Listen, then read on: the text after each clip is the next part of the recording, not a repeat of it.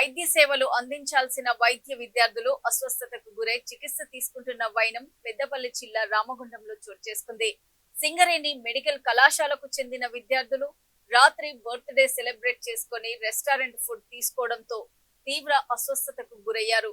11 మంది విద్యార్థులకు వాంతులు విరేచనాలు కావడంతో స్థానిక ప్రభుత్వ ఆసుపత్రిలో చికిత్స పొందుతున్నట్లు డాక్టర్ నిర్మల పేర్కొన్నారు. కాకపోతే ఎవరికి ప్రాణాపాయం లేదని ఆమె తెలిపారు.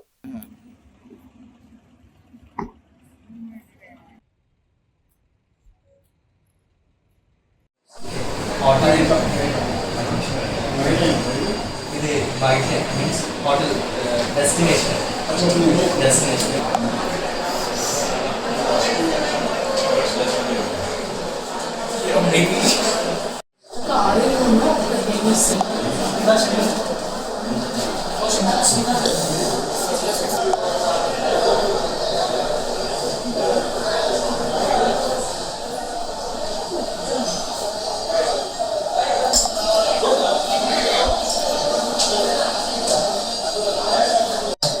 నేను civil surgeon RMO GGH Ramagundam.